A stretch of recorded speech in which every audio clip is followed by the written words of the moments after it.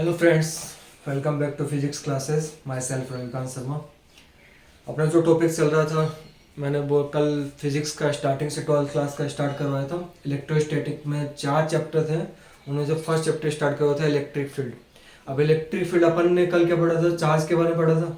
Charge और coulomb law. Charge के बारे में क्या बताया था कि फ्रैंकलिन जो साइंटिस्ट था उसने चार्ज के 2 टाइप्स बताए थे। एक तो कौन सा, पॉजिटिव, एंड सेकंड कौन सा, नेगेटिव चार्ज। और उसकी जो प्रॉपर्टी है, चार्ज की जो प्रॉपर्टी, फर्स्ट जो प्रॉपर्टी है उसमें क्या होगा, यदि टू सेम चार्जेस एक दूसरे पास में आ रहे हैं तो एक दूसरे को रिपेल करेंगे। सेम चार्जेस यानी पॉजिटिव चार्ज यदि पॉजिटिव चार्ज के पास, या फिर नेगेटिव चार्ज यदि नेगेटिव चार्ज के पास आ रहा है तो एक दूसरे को क्या करेंगे, वो रिपेल करेंगे। सेकेंड जो प्रॉपर्टी है उसमें क्या होगा, टू डिफरेंट चार्जेस का मतलब क्या होगा, यदि पॉजिटिव चार्ज और नेगेटिव चार्ज यदि पास में आ रहा है तो एक दूसरे को क्या करेंगे, अट्रैक्ट करेंगे एक दूसरे की तरफ आएंगे। वो सेकंड प्रॉपर्टी। थर्ड प्रॉपर्टी क्या बताई थी, जो चार्ज है, यदि कोई भी चार्ज का, काफी सारे चार्ज दे रखे हैं, चार्जेस का सिस्टम दे रखा है, तो उस सिस्टम का जो टोटल चार्ज होगा, तो जितने चार्जेस उसमें प्रेजेंट है सिस्टम में, उन सभी चार्जेस के सम के इक्वल होगा। इसे बोलेंगे सिस्टम ऑफ चार्जेस। अब फोर्थ जो इसका होगा, चार्जेस की जो फोर्थ प्रॉपर्टी हो क्या होगी, जो टोटल चार्ज जो प्रेजेंट रहता है वो इलेक्ट्रॉन पे चार्ज का कितना रहता है, एन टाइम्स रहता है। जैसे हीलियम का अपन ने एग्जांपल लिया था, हीलियम में जो चार्ज रहेगा, इलेक्ट्रॉन पे जो चार्ज उसका 2 टाइम्स रहेगा, क्योंकि हीलियम में नंबर ऑफ इलेक्ट्रॉन्स कितने रहते हैं, 2 रहते हैं। तो हीलियम में जो टोटल जो चार्ज रहेगा हीलियम पे, वो 2e रहेगा। इलेक्ट्रॉन पे जितना चार्ज उसका 2 टाइम्स हो जाएगा। ठीक है, ये इसकी प्रॉपर्टीज हो गई थी। फिर उसके बाद में क्या बताया था कि कुलाम्ब ने क्या बताया था, जो आपने 11th क्लास में ग्रेविटेशनल जो फोर्स पढ़ा है, सेम वो कौन सा हो जाए, कुलाम्ब लॉ। वहां पे अपन ने क्या काम में लिया था, 2 मासेस काम में लिए थे, मास m1 एंड m2। यहाँ पे क्या हो जाएगा, चार्जेस जो है q1 एंड q2। वहां पे क्या था, जो फोर्स, जो ग्रेविटेशनल फोर्स जो डायरेक्टली प्रोपोर्शनल था किसके, मासेस के प्रोडक्ट के डायरेक्टली प्रोपोर्शनल था। एंड इनवर्सली प्रोपोर्शनल किसके था, उनके बीच की डिस्टेंस के स्क्वायर के क्या था, इनवर्सली प्रोपोर्शनल था। सेम यहाँ पे होगा, क्या होगा, दो चार्जेस जो दे रखे हैं उनका बीच का जो अप्लाइड फोर्स है, दोनों चार्जेस के प्रोडक्ट के डायरेक्टली प्रोपोर्शनल होगा, और जो उनके बीच की डिस्टेंस के इनवर्सली का स्क्वायर के इनवर्सली प्रोपोर्शनल हो जाएगा। तो अपने पास फॉर्मूला क्या बना था, F is equal to directly proportional का यदि साइन हटाएंगे तो कितना बन जाएगा, 1/4πε। वहां पे कितना था, कैपिटल G था ग्रेविटेशनल फोर्स में, ग्रेविटेशनल कांस्टेंट कैपिटल G था। यहाँ पे क्या आ गया, कैपिटल 1/4πε Q1 Q2 अपन में R स्क्वायर। अब यहाँ पे एप्सिलॉन क्या है, एप्सिलॉन जो है वो परमिटिविटी है। कोई भी यदि मीडियम दे रखा है उसकी परमिटिविटी है, यानी मीडियम पे डिपेंड कर, जो कुलाम्ब लॉ के अकॉर्डिंग जो कुलाम्ब फोर्स होगा वो क्या किस पे, यानी इलेक्ट्रोस्टैटिक जो फोर्स होगा वो किस पे डिपेंड करता है, मीडियम पे। यदि मीडियम की वैल्यू ज्यादा है तब वो क्या हो जाएगा, फोर्स वहां पे क्या होगा, एयर की कंपेयर में क्या हो जाएगा, कम हो जाएगा। यानी एयर का जो परमिटिविटी होगी उसको कैसे रिप्रेजेंट कर रहे हैं, epsilon is equal to epsilon not epsilon r. यहाँ पे एप्सिलॉन तो क्या है, परमिटिविटी है। एप्सिलॉन नॉट क्या है, permittivity for air, permittivity of air जो कांस्टेंट रहती है। एप्सिलॉन नॉट की वैल्यू मैंने बताई थी, कितनी बताई थी, 8.85 इंटू 10⁻⁻12, और इसमें हो गया था कूलम्ब स्क्वायर पर न्यूटन इंटू मीटर स्क्वायर। अब यहाँ पे यदि एयर की यदि बात कर, थर्ड जो था वो क्या था, एप्सिलॉन आर था। एप्सिलॉन आर क्या है यहाँ पे, relative permittivity. Relative permittivity different medium के लिए डिफरेंट होगी। अपन ने कल देखा था एयर के लिए यदि बात करें, एयर की यदि बात करें तो वहां पे रिलेटिव परमिटिविटी एप्सिलॉन आर की वैल्यू कितनी होती है, 1 होती है। तो यहाँ पे एप्सिलॉन आर की वैल्यू 1 होगी। सेकंड, यदि कोई भी यदि प्योर वाटर है उसके लिए जो है रिलेटिव परमिटिविटी की वैल्यू होती है 18। ऐसे जो ग्लास है, कांच जो है उसके लिए रिलेटिव परमिटिविटी होती है 3 to 4। ऐसे जो पैराफिन मोम है उसके लिए होती है 2 to 2.5। ऐसे ही कोई यदि मेटल्स है, जो पीरियोडिक टेबल है उसमें कितने टाइप्स के होते हैं, मेटल्स कितने टाइप्स के होते हैं, 3 टाइप्स के, मेटल, नॉन मेटल एंड सब मेटल। मेटल्स कौन से होंगे, जो एस ब्लॉक जो है उसके जो जितने भी एलिमेंट हो क्या वो मेटल्स होंगे। नॉन मेटल कौन से हो जाएंगे, नॉन मेटल कौन से हो जाएंगे, जो पी ब्लॉक है उसमें हो जाएंगे नॉन मेटल। और सब मेटल क्या होगा, बोले सिवा जैसी तेरी आत्मा वाले सभी क्या हो जाएंगे, सब मेटल हो जाएंगे। ठीक है, उससे आगे अपन चलते हैं, वेक्टर रिप्रेजेंटेशन देखते हैं। अब अपन ने यदि जो कूलम्ब लॉ है वो तो अदर किसी मीडियम के लिए, उसके लिए फॉर्मूला क्या बनेगा, 1/4πε Q1 Q2 अपन में स्मॉल r स्क्वायर। यदि एयर मीडियम हो जाए तो एप्सिलॉन इज इक्वल टू क्या हो गया था, एप्सिलॉन नॉट एप्सिलॉन आर। अब यदि एयर मीडियम के लिए रिलेटिव परमिटिविटी कितनी बताई थी, 1 बताई थी, यानी एप्सिलॉन इज इक्वल टू अपन को क्या काम में लेना है, एप्सिलॉन नॉट, यानी जो एयर मीडियम के लिए कोई भी टू चार्जेस एयर मीडियम यानी वैक्यूम में यदि प्रेजेंट है तो उस कंडीशन में जो इलेक्ट्रोस्टैटिक फोर्स जो लगेगा एयर मीडियम वो कितना हो जाएगा, 1/4 pi epsilon not Q1 Q2 upon में R स्क्वायर। अब 1/4 पाई एप्सिलॉन नॉट 1/4 पाई क्या कांस्टेंट, एप्सिलॉन नॉट की वैल्यू भी अपन को बता कितनी बताई थी, 8.85 × 10⁻12 kilo coulomb square upon newton into metre square. तो इसको जब सोल्व करेंगे तो इसकी भी एक फिक्स वैल्यू आएगी, किसकी, 1/4 पाई एप्सिलॉन नॉट की, कितने आ जाएगी, 9 × 10⁻9 न्यूटन इंटू मीटर स्क्वायर पर कूलम स्क्वायर, ये इसकी वैल्यू आ जाएगी। तो यहाँ पे इसकी जगह न्यू कांस्टेंट काम लें के, यानी जो एयर मीडियम में जो फॉर्मूला बनेगा, टू चार्जेस यदि एयर मीडियम या फिर वैक्यूम में रखे हुए हैं तो उनके लिए जो इलेक्ट्रोस्टैटिक का फॉर्मूला बनेगा वो कितना हो जाएगा, F is equal to K Q1 Q2 upon में R स्क्वायर। यदि इसको वेक्टर फॉर्म में रिप्रेजेंट करें तब क्या बताया था कल, F vector is equal to K Q1 Q2 upon में R स्क्वायर इंटू में R के, ये हो गया इसका वेक्टर फॉर्म में। R के यहाँ पे क्या है, जो अपने डायरेक्ट बेस की डिस्टेंस है उसकी डायरेक्शन को रिप्रेजेंट कर रहा है। R के यहाँ पे यूनिट वेक्टर है, यूनिट वेक्टर को कैसे डिफाइन करता है, जो वेक्टर खुद है उसको तो न्यूमरेटर में लिखेंगे, डिनोमिनेटर उसका मैग्नीट्यूड यानी R वेक्टर अपॉन R, उसको जब आगे सोल्व करेंगे तो जो एयर मीडियम में जो फोर्स है वो कितना जाएगा, के Q1 Q2 अपॉन में R क्यूब, क्योंकि R स्क्वायर इंटू R कितना, R क्यूब, और साथ में क्या जाएगा, R वेक्टर। अब ये जो फॉर्मूला बताया वेक्टर फॉर्म में, उसको यदि डेराइव करना चाहे तो कैसे डेराइव कर सकते हो देखना, vector representation of Coulomb's law, vector representation of Coulomb's law, of Coulomb's law, Coulomb में स्पेलिंग में थोड़ी मिस्टेक है, COULOMBS, Coulomb's law, vector representation of Coulomb's law. अपन को जो कूलम्ब्स लॉ अपन ने डेराइव किया है, क्या डेराइव किया था, F is equal to K Q1 Q2 upon में R स्क्वायर डेराइव किया था। इसको वेक्टर फॉर्म में रिप्रेजेंट करें तो वेक्टर फॉर्म में कल बता दिया था कि इसको ऐसे रिप्रेजेंट करेंगे। यहाँ पे क्या हो जाएगा, F vector is equal to K Q1 Q2 upon में, यहाँ पे यूनिट वेक्टर को क्या लिखेंगे, R वेक्टर जो खुद वेक्टर हो अपॉन में इसका मैग्नीट्यूड R वेक्टर का मैग्नीट्यूड R होगा, इसको R स्क्वायर से यदि मल्टीप्लाई कर दें तो क्या बन जाएगा, R क्यूब बन जाएगा। तो देखो इसमें इसको कैसे सोल्व करेंगे, मान लेते हैं एयर मीडियम में टू चार्जेस प्रेजेंट हैं, एक चार्ज ए पे प्रेजेंट है उसको नाम दे दे Q1, सेकेंड जो चार्ज है वो कहाँ पे प्रेजेंट है, Q2 जो चार्ज है वो पॉइंट बी पे प्रेजेंट है। अब क्या बोला है, ये जो दोनों चार्जेस हैं उनकी जो ओरिजिन है उनसे जो डिस्टेंस है, ओरिजिन यहाँ पे ओरिजिन पॉइंट O मान लिया, उनसे जो डिस्टेंस है वो कितने मान ले, यहाँ इसकी तो ये मान लिया R1 वेक्टर, और ये वाला क्या मान लें, R2 वेक्टर। इनको क्या बोलेंगे, पोजीशन वेक्टर्स। क्या बोलेंगे, पोजीशन वेक्टर। पोजीशन वेक्टर कौन से वेक्टर्स होता है, वो वेक्टर जिनकी डिस्टेंस जो है ओरिजिन से यदि मेजर करें उनको क्या बोलते हैं, पोजीशन वेक्टर। तो ये दोनों जो चार्जेस थे उनके ओरिजिन से जो डिस्टेंस है उनको क्या बोलेंगे, पोजीशन वेक्टर। जैसे Q1 जो चार्ज है उसका ओरिजिन से डिस्टेंस कितनी दे रखी है, R1 वेक्टर दे रखी है, कितने वेक्टर दे रखी है, R1 वेक्टर, तो इसका ये क्या हो गया, पोजीशन वेक्टर। ऐसे चार्ज जो Q2 है उसकी ओरिजिन पॉइंट O से जो डिस्टेंस है वो कितनी दे रखी है, R2 वेक्टर दे रखी है, यानी इसका पोजीशन वेक्टर क्या हो गया, R2 वेक्टर हो गया। और इनकी डायरेक्शन यदि शो करें तो पोजीशन वेक्टर की डायरेक्शन इसके इस साइड में हो जाएगी और इसके इस साइड में हो जाएगी, ये वाली हो जाएगी पॉइंट। ठीक है, अब देखिए इसमें यदि फाइंड आउट करना है, ये वाली यदि डिस्टेंस यदि फाइंड आउट करनी है,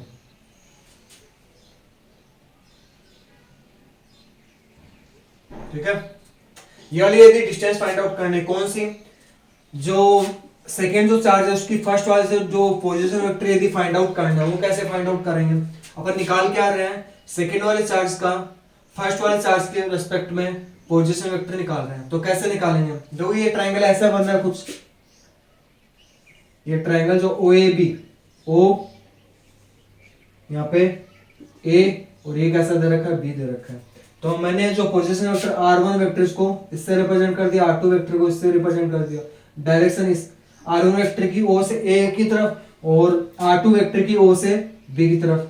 अब अपन को निकालना कौन सा है, ये वाला सही है, यानी R2 1 वेक्टर, यानी जो चार्ज Q2 है उसकी Q1 से जो पोजीशन वेक्टर वो निकालना है। तो ट्रायंगुलर लो लगा सकते हैं। ट्रायंगुलर लो कोई भी यदि टू वेक्टर है, तो यदि कोई ट्रायंगल है उसमें यदि टू साइड्स किसको रिप्रेजेंट करें, टू वेक्टर को रिप्रेजेंट करें, तो उसे कंटिन्यूस साइड यदि टू वेक्टर को रिप्रेजेंट करें तो जो थर्ड वाली साइड है उनके रिजल्टेंट को रिप्रेजेंट करेंगे। तो यहाँ पे देखो कंटिन्यूस साइड कौन कौन सी चल रही है। कंटिन्यूस साइड एक तो ओ से ए की तरफ, सेकंड ए से बी की तरफ। अपने पास लो था ना इसमें, ट्रायंगुलर लो क्या था,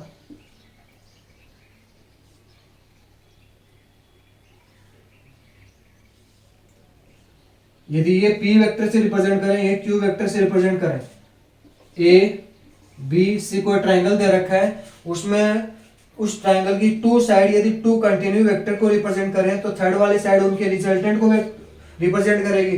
P वेक्टर और ये Q वेक्टर, तो उनका जो रिजल्टेंट है दोनों का रिजल्टेंट क्या हो जाएगा, R vector is equal to क्या हो जाएगा, P वेक्टर प्लस क्या होगा, Q वेक्टर होगा। R vector is equal to P vector plus Q vector. Same यहाँ पे ये लगाना है, यहाँ पे देखो क्या होगा, R1 वेक्टर R2 वेक्टर और रिजल्टेंट क्या होगा, R2 vector. R1 vector R2 1 vector sorry, यहाँ पे ये R1 वेक्टर ये R2 वेक्टर, तो ये कंटिन्यूस साइड चल रही है, तो ये R2 वेक्टर इसका रिजल्टेंट होगा। इसको क्या रिप्रेजेंट कर सकते हैं, मतलब R2 वेक्टर को क्या लिखेंगे, R2 vector is equal to क्या लिखेंगे, R1 वेक्टर प्लस का क्या हो जाएगा, R2 1 वेक्टर, ऐसा ही तो लिखेंगे। रिजल्टेंट वेक्टर यही लिखेंगे ना, यानी अपने पास जो R2 वेक्टर है वो कितना आ गया, R2 vector is equal to R1 vector plus का क्या हो जाएगा, R2 1 वेक्टर। यहां से भी देख सकते हो ये वेक्टर इस साइड में और ये इस साइड में जा रहा है, तो इन दोनों का रिजल्टेंट R2 होगा।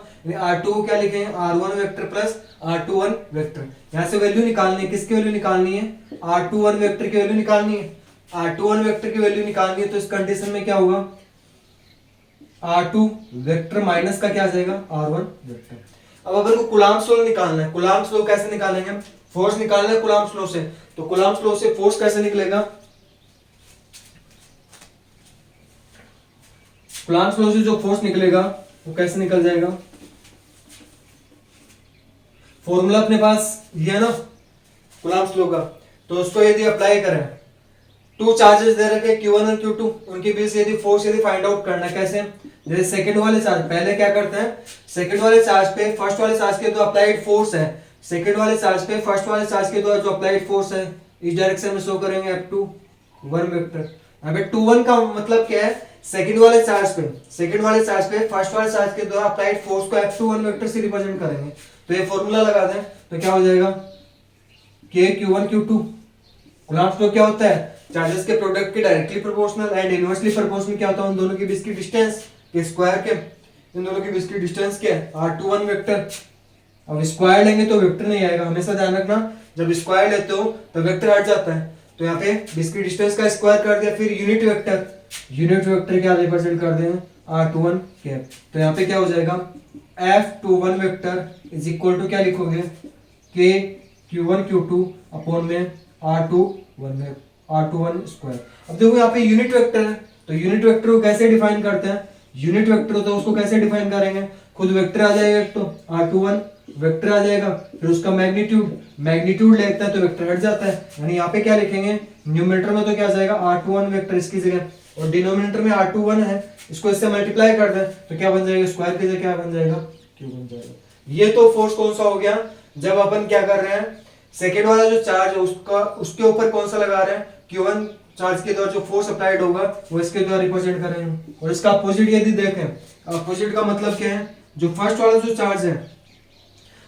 जो चार्ज है उस पे सेकेंड वाले चार्ज के द्वारा जो अप्लाइड फोर्स है, फर्स्ट वाले चार्ज पे सेकेंड वाले चार्ज के द्वारा अप्लाइड फोर्स है, वो इस डायरेक्शन में यदि रिप्रेजेंट कर दें तो क्या हो जाए, F12 वेक्टर लिखेंगे उसको।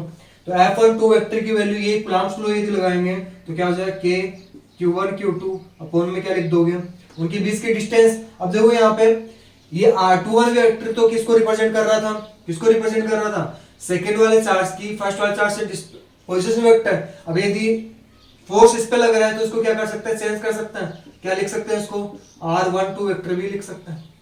R21 वेक्टर लिख दो या R12 वेक्टर लिख दो, लेकिन यहाँ पे फोर्स फर्स्ट वाले चार्ज पे सेकंड वाले चार्ज के द्वारा लगा रहे हैं, तो यहाँ पे चेंज कर लेते हैं। क्या लिख देंगे, R12 का स्क्वायर इनटू में क्या जाएगा, R12 का कैप। वही करना, क्या करोगे इसमें, फर्स्ट वाले चार्ज पे सेकंड वाले चार्ज के द्वारा जो अप्लाइड फोर्स होगा वो कितना हो जाएगा, K Q1 Q2 अपॉन में क्या आ जाएगा, R12। तो R12 कैप है, यूनिट वेक्टर है, उसको क्या लिखेंगे, तो पहले तो क्या जाएगा, खुद वेक्टर आएगा न्यूमरेटर में, और डिनोमिनेटर में क्या आएगा उसका मैग्नीट्यूड, यानी R12 वेक्टर हो जाएगा, का मैग्नीट्यूड R12 होगा। ठीक है, तो ये हो गया। नेक्स्ट यदि इसमें कैप यदि हटाएंगे तो क्या आ जाएगा, यहाँ पे जैसे क्यूब आया तो ये भी क्या हो जाएगा, क्यूब हो जाएगा, और इसमें क्या आ जाएगा, R12। ये हो गया। देखो इसमें मैग्नीट्यूड तो दोनों का सेम होगा बट डायरेक्शन अपोजिट होगा। कैसे, जैसे सेकंड वाले चार्ज पे फर्स्ट वाले चार्ज के जो डायरेक्शन है वो क्या है, ए से बी की तरफ है, फ्रॉम ए टू बी। ऐसे ही ऐसे फर्स्ट वाले चार्ज पे सेकंड वाले जो चार्ज के कारण जो फोर्स अप्लाइड हो रहा है उसकी डायरेक्शन क्या है, बी से ए की ओर, from B to A, from B to. यानी इन दोनों इक्वेशन से क्या लिख सकते हैं कि दोनों जो फोर्सेज हैं उनका मैग्नीट्यूड तो सेम होगा बट डायरेक्शन क्या होगी, अपोजिट होगी। अपोजिट है तो यहाँ पे नेगेटिव साइन लगा दिया इसके साथ। तो ये हमेशा ध्यान रखना, यदि टू चार्जेस उनके बीच में अप्लाइड जो फोर्स है एक दूसरे पर, उनका मैग्नीट्यूड तो सेम होगा बट डायरेक्शन क्या होगी, हमेशा अपोजिट होगी। अब अभी जो कूलॉम्स लॉ है उसका यदि कंपैरिजन करवाएं, किससे कंपैरिजन करवाएं, ग्रेविटेशनल लॉ से यदि कंपैरिजन करवाएं तो क्या क्या सिमिलरिटी और डिफरेंसेस होंगे। पहली सिमिलरिटी यदि देखें, वहां मतलब डिफरेंस यदि देखें, वहां पे क्या काम में ले लेते हैं, फोर्स जो अप्लाइड हो रहा था वो मासेस के बीच में अप्लाई हो रहा था। यहाँ पे किसके बीच में अप्लाई होगा, ग्रेविटेशनल फोर्स मासेस के बीच में अप्लाई हो रहा था। कूलॉम्स लॉ है वो किसके बीच में अप्लाई होगा, कूलॉम्स जो फोर्स है वो किसके बीच में अप्लाई होगा, चार्जेस के बीच में। वहां पे क्या होता है, जो ग्रेविटेशनल फोर्स जो अप्लाई होता है वो हमेशा अट्रैक्शन नेचर का होता था। नेचर कैसी थी उसकी, अट्रैक्शन नेचर की थी। तो यहाँ पे अट्रैक्शन का भी हो सकता है, रिपल्सन का भी हो सकता है। अट्रैक्शन का कब होगा, यदि एक पॉजिटिव हो जाए, ये क्या हो जाए, पॉजिटिव हो जाए, और ये क्या हो जाए, नेगेटिव हो जाए। यदि टू डिफरेंट साइन है उनके बीच में जो अप्लाई फोर्स है वो हमेशा कैसे नेचर का होगा, अट्रैक्टिव नेचर का होगा। और यदि दोनों सेम हो जाए, यदि पॉजिटिव हो या फिर क्या हो, नेगेटिव हो, या तो पॉजिटिव या फिर नेगेटिव हो, यदि सेम चार्जेस है तब उस कंडीशन उनके बीच अप्लाइड फोर्स है उनका वो कैसा होगा, रिपल्सिव नेचर का होगा। उनके बीच का फोर्स जो वो कैसे होगा, रिपल्सिव नेचर का होगा। तो हमेशा ध्यान रखना, जो ग्रेविटेशनल फोर्स है वो अट्रैक्शन नेचर का होता है, और जो कूलॉम्स लॉ है यानी कूलॉम्स जो फोर्स है वो कैसा होगा, अट्रैक्शन नेचर का भी हो सकता है और रिपल्सिव नेचर का भी हो सकता है। थर्ड जो कंपैरिजन यदि करवाएं, थर्ड कंपैरिजन में यहाँ पे क्या लिखा है, जो अप्लाइड फोर्स है वो क्या है, डिस्टेंस के स्क्वायर के इनवर्सली प्रोपोर्शनल है। वहां पे भी क्या था, जो ग्रेविटेशनल फोर्स था वो भी क्या था, उनके जो मासेस है उनके बीच की डिस्टेंस के स्क्वायर के इनवर्सली प्रोपोर्शनल था। यानी Coulomb's law and gravitational law दोनों ही क्या करते हैं, इनवर्स स्क्वायर लॉ को फॉलो करते हैं। ये इनके बीच में सिमिलरिटी और डिफरेंसेस हो गए। ठीक है, अब इससे आगे चलते हैं, एक न्यूमेरिकल देख लेते हैं।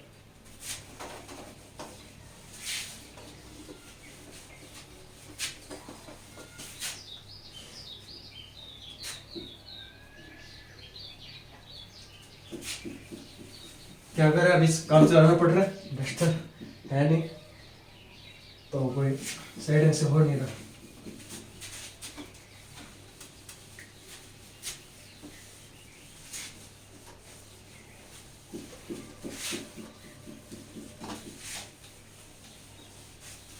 नेक्स्ट जो देखे अपन, इसका रिलेटेड जो एक एग्जांपल है, न्यूमेरिकल है।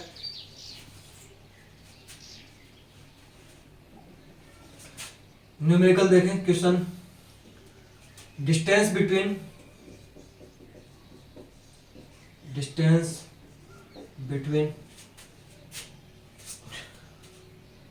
Electron and proton, electron and proton in hydrogen atom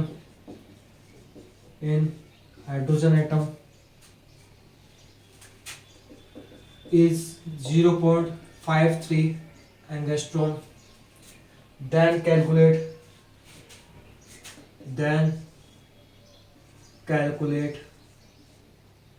calculate electric force between electron and proton.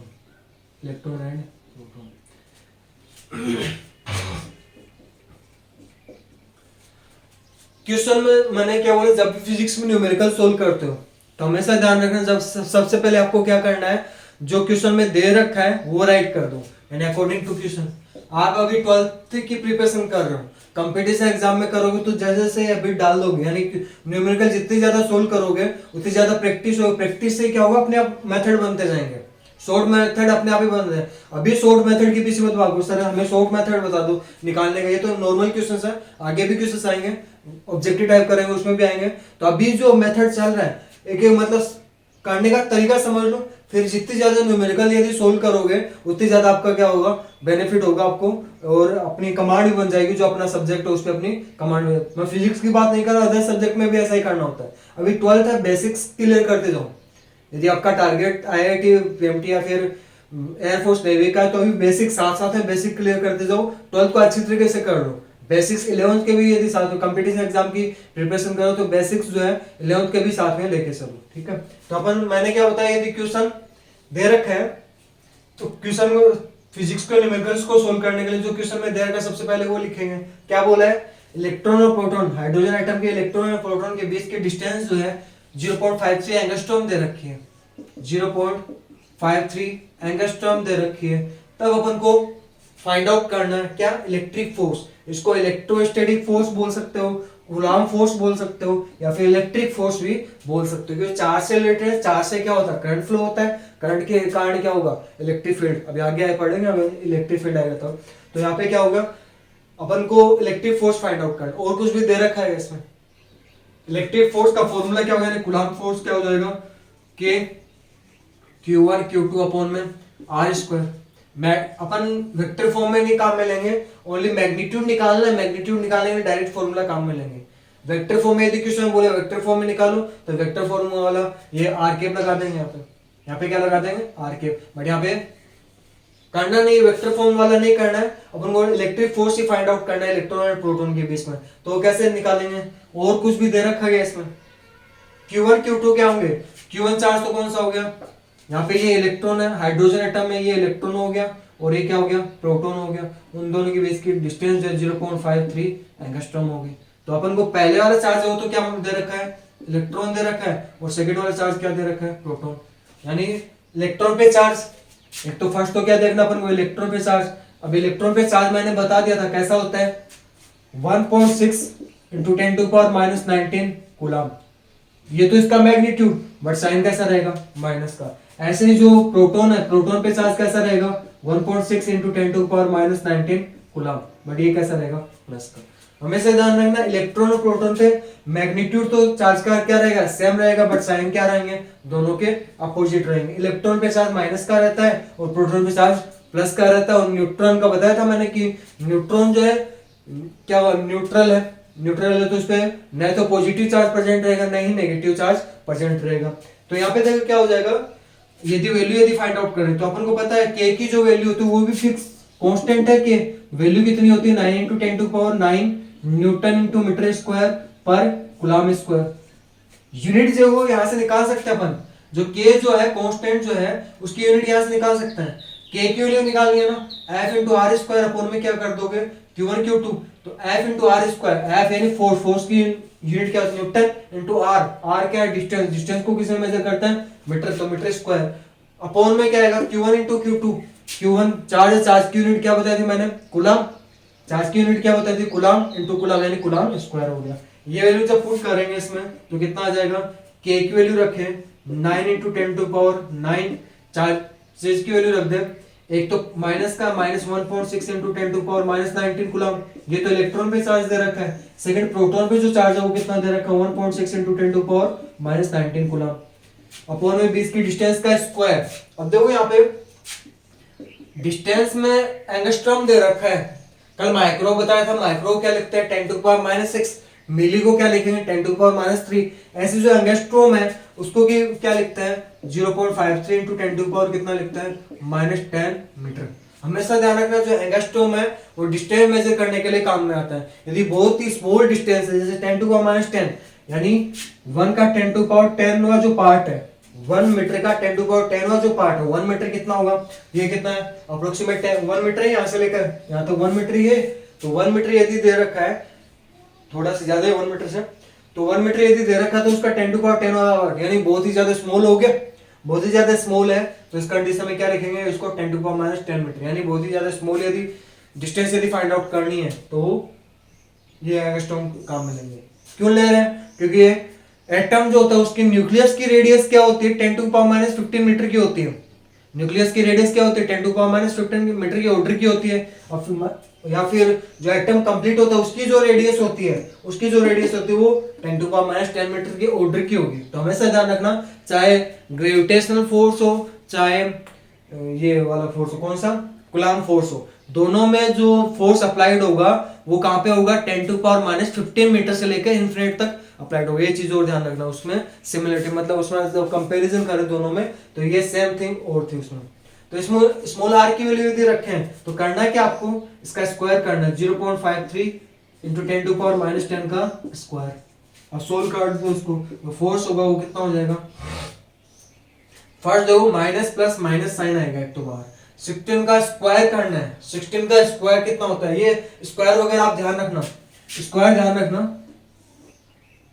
फटाफट ध्यान में होना चाहिए। अपन क्या इसका स्क्वायर कर रहे हैं 16 का स्क्वायर 2056, 15 का स्क्वायर 2025, 17 का स्क्वायर 289, नेक्स्ट जो है 19 का स्क्वायर 361 और 18 का स्क्वायर 324, 23 का स्क्वायर 529। ये कुछ स्क्वायर आपको याद होने चाहिए फटाफट, 25 तक स्क्वायर है आपको याद होने चाहिए। जब भी कंप्यूटर एग्जाम की प्रिपरेशन करो, कोई भी कंप्यूटर एग्जाम है उसमें मैथ जरूर आएगी, मैथ आएगी और फिजिक्स पीएमटी वगैरह की तैयारी करो तो मैथ जो ये 25 तक स्क्वायर है वो आपको ध्यान में होना चाहिए, फटाफट उंगली पे होना चाहिए। तो 16 का स्क्वायर कितना हो जाएगा 2056 को किससे मल्टीप्लाई करना है 9 से, 2056 को 9 से मल्टीप्लाई करो, 9 6 जा 54, 5 9 5 जा 45, 45 में 5 ऐड करोगे 50 हो जाएगा, 5 9 ऐड जा 9 2 जा 18, 18 में 5 ऐड करोगे तो कितना हो जाएगा 23, यानी कितना आ गया 2304। ये तो विदाउट डेसिमल है, डेसिमल वाले डिजिट्स को देखना कैसे सोल्व करेंगे। 10⁻19, 10⁻19 इसको क्या लिख सकते हैं 1 डिजिट का डेसिमल है तो इसको क्या लिख सकते हैं 10⁻20, इसको भी क्या लिख सकते हैं 10⁻20 नीचे। अब यहाँ पे कितना दे रखा है 10⁻20, 10⁻20 कितना हुआ 10⁻40, 10⁻40 प्लस 9 माइनस का कितना हो जाएगा 31। डिनोमिनेटर में देखो क्या दे रखा था 53 इंटू 53 इंटू में 10⁻10 का स्क्वायर करना तो कितना हो जाएगा 10⁻- माइनस का कितना हो 20, ऐसे यहाँ पे -2 है -4 हो जाएगा, -4 यानी -24 हो जाएगा। अब इसको जब सोल्व करें पहले तो क्या करना है 53 को 53 से मल्टीप्लाई करना है, 3 3 जा 9, 3 5 जा 15 और 5 3 जा 15, 1 26, 9 10 1 8 2 8 0 9। f is equal to -2304 upon में कितना हो जाएगा 2809 इंटू 10 टू पावर कितना हो जाएगा। अब -31 है, -24 को ऊपर लेके जाएंगे तो कितना हो जाएगा +24, तो -31 + 24 कितना हो जाएगा -7, यानी आपका आंसर जो अप्रोक्सीमेट जो है वो कितना हो जाएगा -8.2 इंटू 10 टू पावर क्या होगा -8 न्यूटन। ये इसका आंसर होगा। सोल्व कर लेना अभी, मतलब पूरा तो एक्सप्लेन यहाँ पे जगह नहीं बची, उन्होंने डिवाइड भी दे देता। तो यहाँ पे क्या हो जाएगा जो इलेक्ट्रॉन और प्रोटॉन के बीच का जो फोर्स अप्लाइड हो वो कितना हो जाएगा -8.2 इंटू 10 टू पावर -8 न्यूटन हो जाएगा। यहाँ पे नेगेटिव साइन किसको रिप्रेजेंट कर रहे हैं, नेगेटिव साइन क्या कर रहे हैं डिफरेंट साइन दे रखे हैं, साइन कैसे दे रखे हैं डिफरेंट दे रखे हैं, माइनस का या प्लस का, यानी एक चार्ज तो नेगेटिव का है सेकंड चार्ज का है पॉजिटिव का। और मैंने बता रखा है यदि 2 डिफरेंट चार्जेस पास में आता है तो उनके बीच का जो फोर्स अप्लाइड होगा उसकी नेचर कैसे होगी, हमेशा अट्रैक्शन नेचर की होगी। कैसी होगी अट्रैक्शन नेचर की होगी। तो यहाँ पे नेचर जो होगी इसको वो कैसे हो जाएगी, अट्रैक्शन नेचर का होगा, क्योंकि जो फोर्स है वो नेगेटिव में आ रहा है। ठीक है, आगे चलते हैं।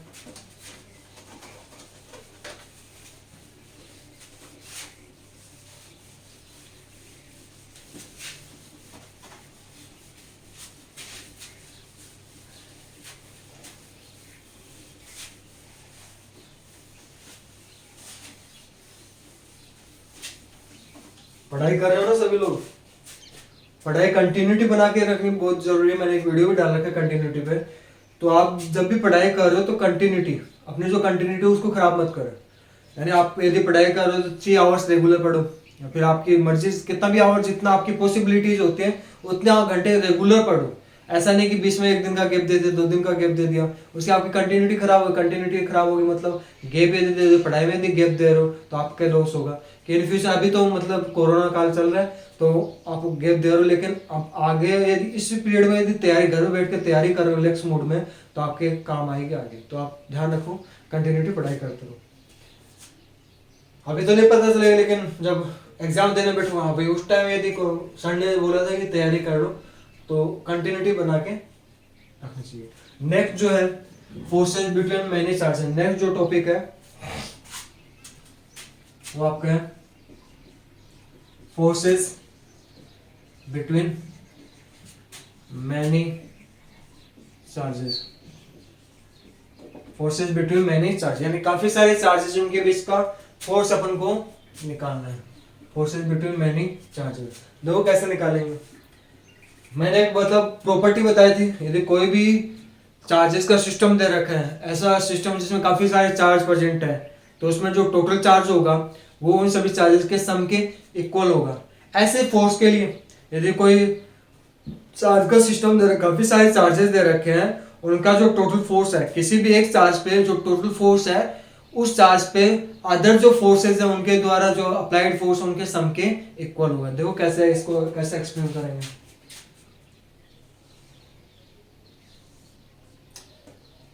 2 डायमेंशनल ले ली, ये तो एक्स एक्सिस है और ये वाली क्या है, वाई एक्सिस है।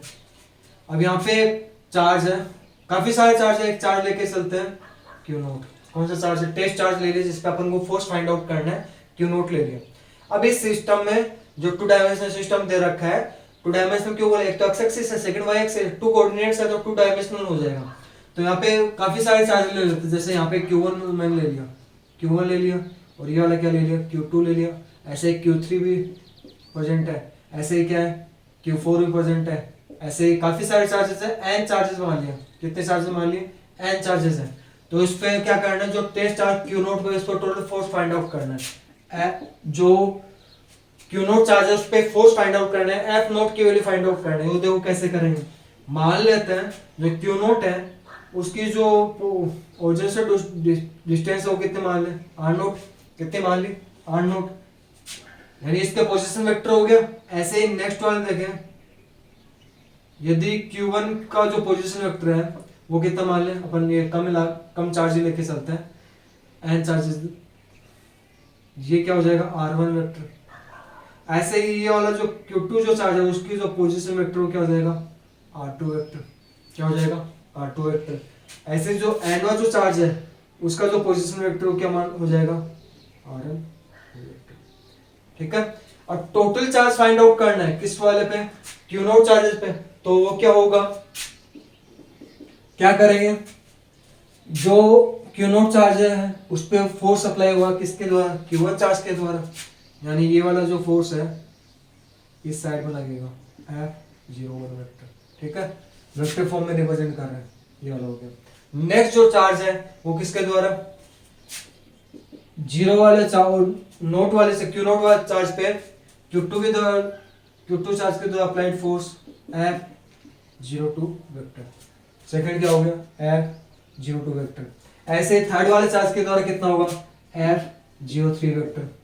ऐसे n चार्जेस दे रखे तो n चार्जेस के कारण जो फोर्स होगा F0n होगा, यानी जो टोटल फोर्स होगा उन सभी का क्या हो जाएगा, सम होगा, उन सभी का क्या हो जाएगा, सम हो जाएगा। तो हम निकाल सकते हैं इजीली। मैंने क्या बताया था कि जो यहाँ पे n चार्ज के जो फोर्स लगेगा वो लग जाएगा F0n वेक्टर लग जाएगा। ठीक है, तो कोई भी यदि चार्ज सिस्टम दे रहेगा, चार्जेस का यदि सिस्टम है, तो इस पे जो टोटल फोर्स होगा, किसी भी एक चार्ज पे जो टोटल फोर्स होगा वो अदर चार्जेस के द्वारा उस चार्ज पर लगने वाले फोर्सेस के सम के इक्वल होगा। निकालें यदि वैल्यू यदि निकालेंगे तो कैसे होगा, कूलम्ब लॉ लगा दें कि पहले टू चार्जेस कौन कौन से दे रहे हैं, क्यू नॉट और क्यू वन, तो क्या लिख दोगे, क्यू नॉट क्यू वन। इनकी बीच की डिस्टेंस कितनी ली अपन ने, बीच की डिस्टेंस नहीं ली अभी तक, तो क्या लिख दोगे, r01 वेक्टर, ऐसे ही r02 vector, r01 vector Q not की Q1 से distance, r02 vector Q not है उसकी Q2 से डिस्टेंस, ऐसे ही r0n वेक्टर। ठीक है, r0n का वेक्टर का मतलब क्या है, यानी ये r01 वेक्टर है तो वो तो क्या है, जो क्यू नॉट जो चार्ज है उसकी Q1 से डिस्टेंस, r02 वेक्टर वो क्या है, जो क्यू नॉट चार्ज है उसकी Q2 से डिस्टेंस, ऐसे r0n या फिर r03 भी कर लें तो क्यू नॉट की Q3 से डिस्टेंस, r0n वेक्टर क्या है, जो क्यू नॉट जो चार्ज है उसकी Q1 से डिस्टेंस। तो कूलम्ब लॉ फॉर्मूला लगाएं यहाँ पे, तो क्या हो जाएगा, r01 वेक्टर फॉर्म या कैप फॉर्म में लिखेंगे तो ये हो जाएगा r01 कैप, यहाँ पे क्या आ जाएगा स्क्वायर, प्लस क्या क्या लिखोगे, k Q not Q2 upon में क्या आ जाएगा r02 का स्क्वायर, इनटू में क्या आएगा r02 का कैप, प्लस का क्या लिखोगे इसे, प्लस यहाँ पे लिख दें थर्ड वाले चार्ज के कारण जो क्यू नॉट पे जो फोर्स अप्लाइड होगा वो कितना हो जाएगा, k Q not Q3 upon में क्या हो जाएगा r03 का स्क्वायर, r03 का कैप, प्लस डेस लास्ट में क्या आ जाएगा एट सो ऑन।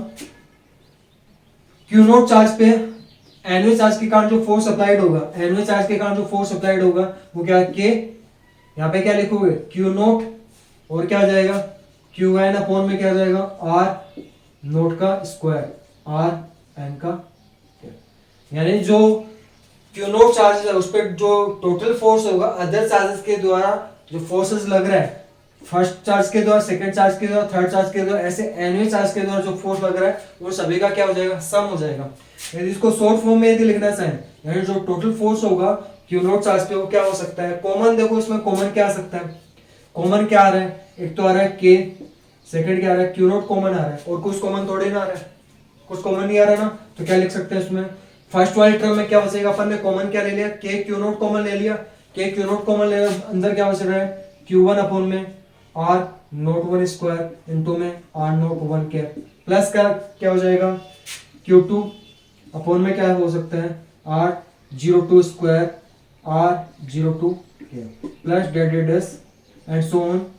यहाँ पे के क्यू नोट तो कॉमन हो गया, लास्ट वाले टर्म में क्या बचेगा क्यू एन अपॉन में R zero n square R zero n का स्क्वायर। अभी मैंने Q3 वाला नहीं लिया क्योंकि यहाँ पे जगह नहीं बच रही थी, तो लास्ट वाला एन वाला छोड़ भी सकते हो, two charge minimum two charge लेके चलता है, और वो छोड़ भी सकते हो, थ्री चार्ज ले आपके पसंद है। तो यहाँ पे क्या हो जाएगा, जो क्यू नोट जो चार्ज उस पर जो टोटल फोर्स होगा वो कितना हो जाएगा के क्यू नोट। अभी इसको समेशन फॉर्म में रिप्रेजेंट करें, समेशन फॉर्म में कैसे रिप्रेजेंट करते हैं, समेशन करना सभी का ऐड। अब यहाँ पे वैल्यू देखो किसकी चेंज हो रही है, 1 2 3 n तक चेंज हो रहा है, नीचे देखो r01 जीरो तो सभी में है, जीरो तो सभी में, 1 चेंज हो रहा है तो यहाँ पे चेंज होगा, सेकंड यहाँ पे 01 02 यहाँ पे भी जीरो है, सेकंड चेंज हो रहा है 1 2 चेंज हो रहा है, तो यानी क्या लिख सकते हैं इसको क्यू आई अपॉन में क्या लिख सकते हो 0i का स्क्वायर इनटू में 0i का कैप। अब देखो यहाँ पे i क्या है, i की वैल्यू क्या है, i की वैल्यू 1 से लेकर n तक है, कहां तक है n तक है, तो ये टोटल फोर्स आ गया, क्या आ गया टोटल फोर्स आ गया। i का मतलब यदि 1 रखे, मैंने 1 रखा तो यदि 1 रखे तो ये आएगा 1 r01 r01, 2 रखो तो ये टर्म आ जाएगा 2 02 r02 कैप, ये हो जाएगा। ऐसे ही जब n रखेंगे तो लास्ट वाली टर्म होगी, i की जगह n रखें n qn r0n का कैप। अब इन सभी का समेशन, समेशन का मतलब ऐड कर रहे हैं, यानी प्लस साइन आ रहा है सभी के बीच में, तो इसको शॉर्ट फॉर्म में ऐसे भी लिख सकते हैं, यानी क्या हो सकता है ये के, इसको क्या लिख सकते हैं के तो बाहर रख ले एक बार, 4 पाई एप्सिलॉन और फॉर्म के फॉर्म में लिखे हैं, तो अंदर क्या बचेगा summation i is equal to 1 to capital N Q not Q i upon में क्या हो जाएगा r 0i का स्क्वायर 0i। ये आपका ठीक है। यानी यदि काफी सारे चार्जेस यदि दे रखे हैं तो उन चार्जेस में एक चार्ज पे जो टोटल फोर्स होगा अदर चार्जेस के जो अप्लाइड फोर्सेस के सम के इक्वल होगा, बस यही ध्यान रखना। इसी को नेम देते हैं सुपरपोजिशन प्रिंसिपल। क्या बोलते हैं उसको? Superposition principle, superposition principle. ठीक है, अब ये समझ में आ गया। इससे रिलेटेड एक एग्जांपल लेके चलते हैं, उस एग्जांपल से आपको समझ में आ जाएगा।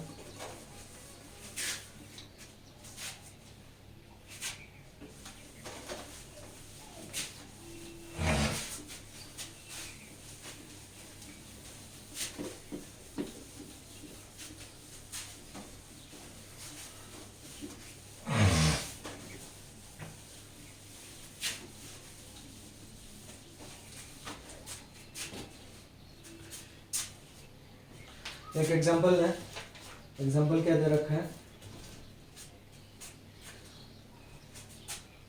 4 चार्जेस है, क्वेश्चन है 4 चार्जेस ले लिया। यहाँ पे ये एक्स एक्सिस है, अब एक्स इज इक्वल टू 0, फिर एक्स इज इक्वल टू 2, यहाँ पे एक्स इज इक्वल टू 0, ये 2, ये वाला 4 है, फिर हो गया 8।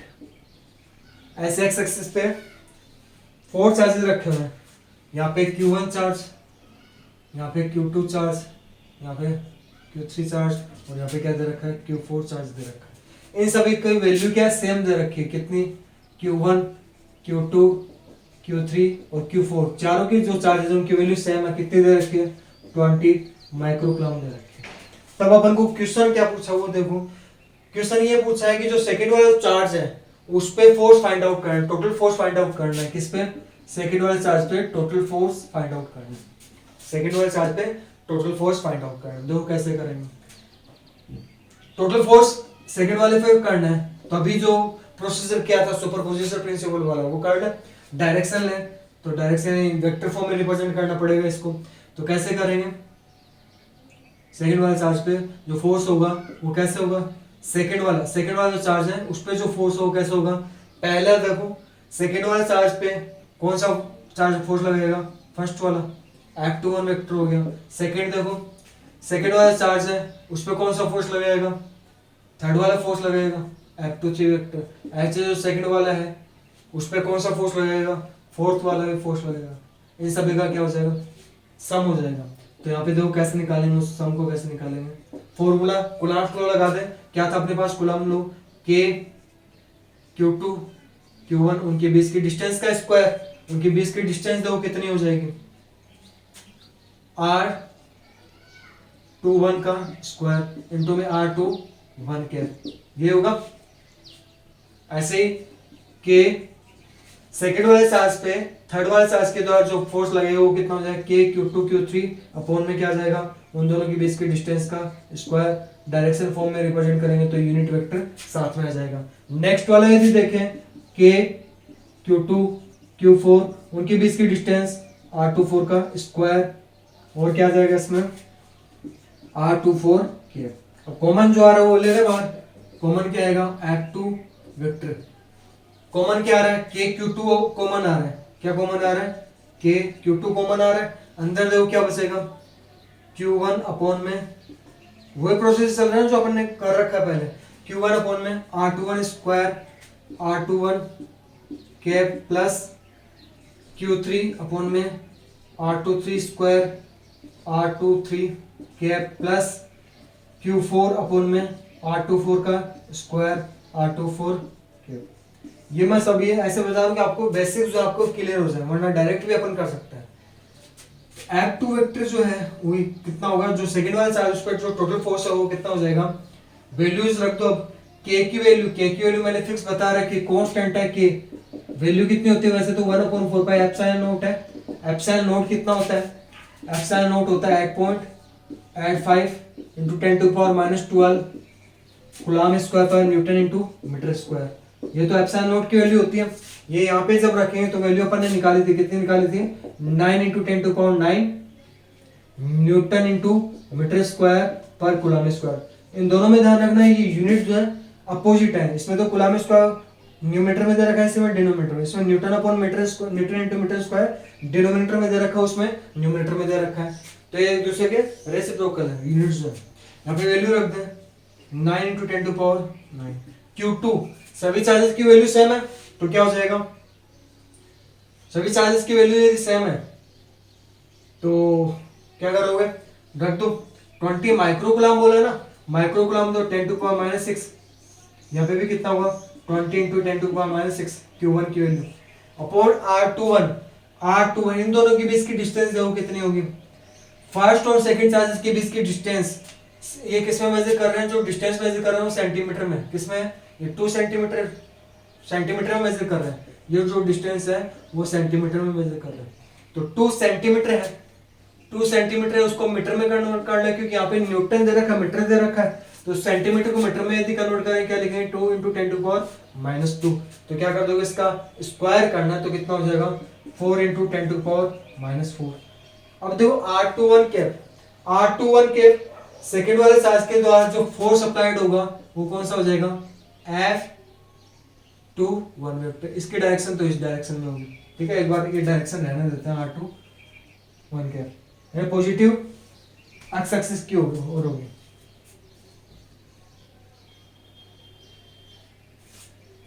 पॉजिटिव एक्स एक्सिस की हो रहा है तो क्या हो जाएगा एक्स कैप हो जाएगा, पॉजिटिव एक्स एक्सिस की हो रहा है तो पॉजिटिव एक्स एक्सिस, यह जो फोर्स है पॉजिटिव एक्स एक्सिस की तरफ लग रहा है तो एक्स कैप लिख दिया यूनिट वेक्टर की फॉर्म में। नेक्स्ट देखो थर्ड वाला charge 20 into 10 to power minus 6, क्योंकि सभी चार्जेस सेम है, थर्ड वाला चार्ज अपॉन थर्ड चार्ज की सेकंड वाले चार्ज से डिस्टेंस, थर्ड वाले चार्ज की सेकंड वाले चार्ज से, ये 2 सेंटीमीटर पे ये 4 सेंटीमीटर पे, दोनों के बीच की डिस्टेंस कितने 2 हो जाएगी, कितने हो 2, इसका स्क्वायर करेंगे तब कितना हो जाएगा 4 into 10 to power minus 4, 2 centimetre ही तो आएगा तो इसका स्क्वायर कर दिया। नेक्स्ट अब इसकी डायरेक्शन R23 कैफ, यह चार्ज इस पे जो फोर्स लगा है इसकी डायरेक्शन क्या होगी इस साइड में, यानी सेकंड वाले चार्ज पे थर्ड वाले चार्ज के द्वारा जो फोर्स है वो कौन सी डायरेक्शन में जाएगा, नेगेटिव एक्स डायरेक्शन में, कौन सी डायरेक्शन में जाएगा नेगेटिव एक्स डायरेक्शन में।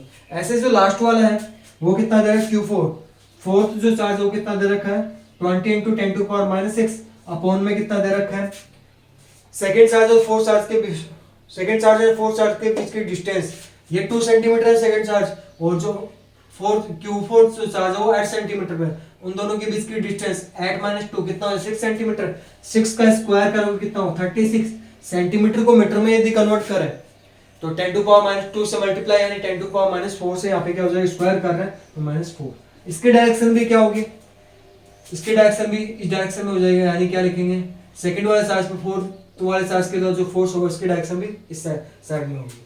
ये सेम मैग्नीट्यूड पॉजिटिव साइड है तो एक दूसरे के बीच में जो फोर्स लगेगा वो कैसा फोर्स लगेगा, रिपल्सन का फोर्स लगेगा, तो यहाँ पे कौन सी डायरेक्शन में जा रही है ये भी माइनस एक्स के। अब देखो इसमें ये कॉमन आ रहा है ना, न्यूमरेटर में तो कॉमन है, न्यूमरेटर में कॉमन है तो इसको जब सोल्व करेंगे तो कितना हो जाएगा F2 vector is equal to कितना बचेगा 9 2 जा 18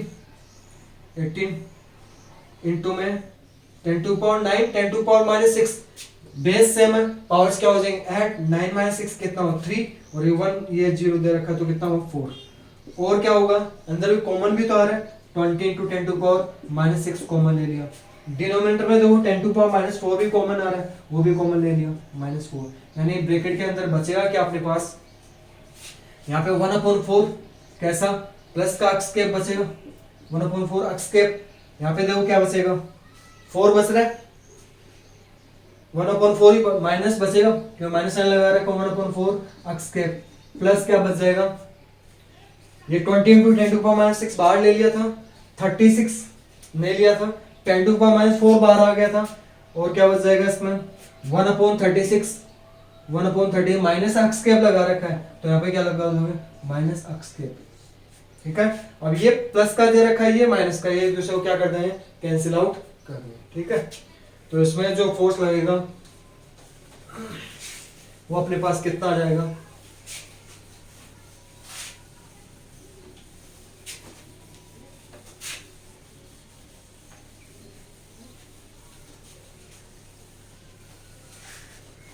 अभी लार्ज लेवल लेकिन प्रैक्टिस करोगे तो अपने मैं ये शॉर्ट में बता सकता हूँ, लेकिन शॉर्ट में बताएंगे तो अपनी जो बेसिक्स है बेसिक्स का मतलब क्या है कि बीच में जो टर्म अपन काम में ले रहे हैं, करने का जो तरीका है वो पता होना चाहिए ना। अपन को डायरेक्ट तो करवा सकते हो, डायरेक्ट भी इसका आंसर जो आ रहा है वो डायरेक्ट भी निकाल सकते हैं, लेकिन मेथड से करेंगे तो काफी सारी चीजें अपन को सीखने को मिलेंगी। तो वेक्टर फॉर्म में यदि इसको सोल्व करेंगे तो 18 टू से कितना हो 36 हो गया, 18 टू से 36 हो गया। यहाँ पे 10 टू पावर 4, ये 10 टू पावर माइनस 6, तो 10 टू पावर 4 माइनस 6 कितना बचेगा, बेस से मैं पावर्स को ऐड करो, 4 माइनस 6 कितना हो माइनस का 2, माइनस 2 प्लस 1 कितना हो 10 टू पावर माइनस 1, और 10 टू पावर माइनस 1 डिनोमिनेटर में कितना दे रहा है 10 टू पावर माइनस 4, ऊपर जाके कैसा बन जाएगा प्लस 4। सोल्व कर लेना आराम से।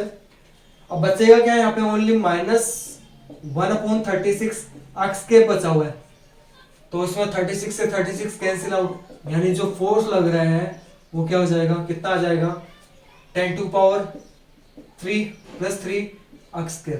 माइनस साइन लगा रखा है, इसका मतलब क्या है, कौन सी डायरेक्शन में लगेगा, नेगेटिव अक्स डायरेक्शन में लगेगा। कौन सी डायरेक्शन में लगेगा, नेगेटिव अक्स डायरेक्शन में। टोटल जो फोर्स लग रहा है और इसका मैग्नीट्यूड यदि निकालना है तो यानी कितना न्यूटन का फोर्स लग रहा है 1000 न्यूटन का। कैसा 10 टू पावर 3 को क्या लिखेंगे 1000, ठीक है। समझ में आया आप लोगों को। डेली प्रैक्टिस करो, जो न्यूमेरिकल साइंस से रिलेटेड जो जो टॉपिक पढ़ा रहा हूँ उससे रिलेटेड जो आपके पास जो भी बुक है गाइड है, चाहे वो यूनिवर्सल की हो चाहे एच.सी. वर्मा की हो, उनसे आप कोई भी एक बुक परचेज कर लो रिलेटेड। यूनिवर्सल की बुक परचेज कर लो या फिर एच.सी. वर्मा की बुक परचेज कर लो यदि कंपटीशन एग्जाम की तैयारी कर रहे हो तो।